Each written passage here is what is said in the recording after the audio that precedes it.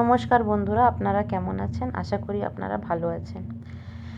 এই যে স্কুল থেকে আসার পর প্রচণ্ড ক্লান্ত লাগছিল, কিন্তু বাড়িতে তো আর মা নেই যে রান্না করে রাখবে। হ্যাঁ, অবশ্যই আমার হাজব্যান্ড থাকলে সে নিশ্চয়ই রান্না করে রাখে। তারপরে আমার আর আমার ছেলের প্রচণ্ডভাবে খিদে পেয়েছিল, আর স্ন্যাক্স জাতীয় কোনো জিনিসই খেতে ইচ্ছা করছিল না, যেরকম ঝালমুড়ি বা চিপস বা বিস্কিট বা চা, কোনো কিছুই খেতে ইচ্ছা করছিল না, নট ইভেন চাউমিন বা সুজির হালুয়া টালুয়া কিছুই না। তাই জন্য চটপট করে রান্নার দিকে চলে গেলাম। এখানে আমি উচ্ছে কাটছি, এর ভাজা করব। আর তার সাথে করব আলু ভাজা।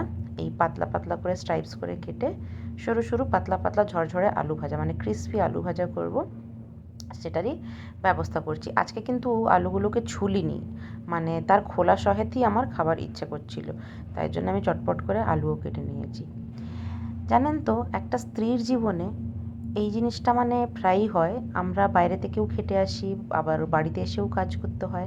একসময় মনটা খারাপ লাগে, খুব টায়ার্ডও লাগে, কিন্তু হ্যাঁ, যখন সকলকে খেতে দেখি নিজের হাতের রান্না করাটা, তখন সব ক্লান্তটা যেন মিটে যায় একেবারে। তারপরে ছিল পাঁপড়, আলুর ভাজা করব বলে আর উচ্ছে ভাজা করব বলে সব ব্যবস্থা, আর ভাত হয়ে গেছিলো। পাঁপড় ভাজাগুলো করতে আরম্ভ করে দিয়েছি, আর তারপরে আলু ভাজার দিকেও এগিয়ে গেছি। গরম ভাত, ডাল, আলু ভাজা, উচ্ছে ভাজা আর পাঁপড়, এই ছিল আজকের মেনু। আর যেটা আমি বলছিলাম যে একটা স্ত্রী, মানে আমরা মেয়ে ছেলেরা যতই ক্লান্ত হয়ে থাকি না কেন, বাইরে থেকে যতই কাজ টাজ করে আসি না কেন, বাইরে নিজের ফ্যামিলিকে খাইয়ে যে শান্তিটা পাওয়া যায়, সেটা আর কোথাও নেই। আর দ্বিতীয় কাজ যেটা আমি করছিলাম, সেটা হচ্ছে আমরা স্কুলে যেই লাঞ্চ বক্সগুলো নিয়ে যাই সেগুলো মাজা। উফ, এই কাজটা কিন্তু আমার একদমই ভালো লাগে না, তবু মন মেরে করতেই হয়, আর প্রতিদিনই করতে হয়। এটা বুবুর লাঞ্চ বক্স আর আমার লাঞ্চ বক্স, আমাদের দুজনের লাঞ্চ বক্সটাকে আমি ধুয়ে নিচ্ছিলাম সঙ্গে সঙ্গে রান্নার দিকে। এই কাজগুলো না পরে খাবার খেয়ে দেবে নেওয়ার পরে কিন্তু একদমই করতে আমার ইচ্ছা করে না। আর আমার হাজব্যান্ডের যবে থেকে ডায়াবেটিস ডায়াগনোজ হয়েছে, সে কিন্তু দুপুরবেলা লাঞ্চ টাঞ্চ কিছু নিয়ে যায় না, তাই জন্য তার টিফিন বক্সগুলো হয় না, সে প্রায় পনির বা দই এসবই খেয়ে নেয়। আর ও বেশিরভাগ এবারে দেখছি আমি কি দই, পনির, স্প্রাউটস এগুলো জাতীয় জিনিসটাই খাচ্ছে লাঞ্চে। রুটি বা রুটি তরকারি বা ভাত ডাল এগুলোকে একটু অ্যাভয়েড করছে। আর তারপরে বাড়ি এসে যেরকম খায় সেরকম খাচ্ছে। আমার আলু ভাজা হয়ে গেছিলো, আর আমি উচ্ছে ভাজার দিকে এগিয়ে গেছিলাম। এই উচ্ছে ভাজাটা যতক্ষণে হচ্ছিলো ততক্ষণে আমি নিজের রান্নাঘরটাকে একেবারে গুছিয়ে নিয়েছিলাম, স্ল্যাব মুছে নিয়েছিলাম। এই যে দেওয়ালটা আপনি দেখতে পাচ্ছেন উনুনের পেছন দিকেরটা, ওটাও মুছে নিয়েছিলাম।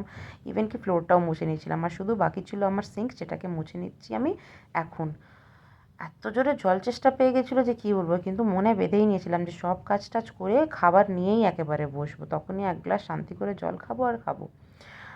এই যে ভাত বেড়ে নিচ্ছি আমি, তার সঙ্গে আছে ডাল, তার সঙ্গে আছে আলু ভাজা আর উচ্ছে ভাজা, আর এটা হলো পাঁপড়। আমি আর আমার ছেলে মানে দুজনের খাবারটা একটা প্লেটেই নিয়ে নিই, মনে করবেন না যে আমি এত ভাত খাই। দুজনের খাবারটা একটা প্লেটে নিয়ে নিলাম আর বসে পড়েছিলাম। এটাই ছিল আমাদের ডিনার, এরপরে কিন্তু কিচ্ছু খাইনি। এই ডিনারটা মানে একটু তাড়াতাড়ি করে নিই, কারণ তো ভাতটা মানে বেশি দেরি করে খেলে কিন্তু চলে না আমাদের, সেটা কিন্তু ডাইজেস্ট হতে অসুবিধা হয়। আর তাই জন্যে মানে ভাত খেলে সেই 6টা থেকে 7টার মধ্যেই খেয়ে নিই, যাতে একটু ছাদে গিয়ে ওয়াক করতে পারি, ছেলেকে নিয়ে একটু হুড়োহুড়ি করতে পারি, ওকে পড়তে বসাতে পারি, আর তারপরে একটু টিভি দেখি। আর এতে কি হয়, ভাতটা আমাদের প্রায় ডাইজেস্ট হয়ে যায়। আর ভাত যদি খান তাহলে 7টার ভেতরে খেয়ে নিতে হবে, 9টার পরে কিন্তু ভাত খেলে কখনোই ডাইজেস্ট হবে না, সেটা শরীরের পক্ষে খুবই খারাপ। আশা করি আমার এই ব্লগটা আপনাদের ভালো লাগবে, আর যদি ভালো লাগে তাহলে লাইক, কমেন্ট, সাবস্ক্রাইব করতে ভুলবেন না। ঠিক আছে, তবে এখন আসি, সবাইকে জানাই গুড নাইট, এবং ভালো থাকবেন, সুস্থ থাকবেন, আর হেলদি খাবার খেতে থাকবেন। টাটা। আর হ্যাঁ, দেখা হবে পরের ভিডিওতে।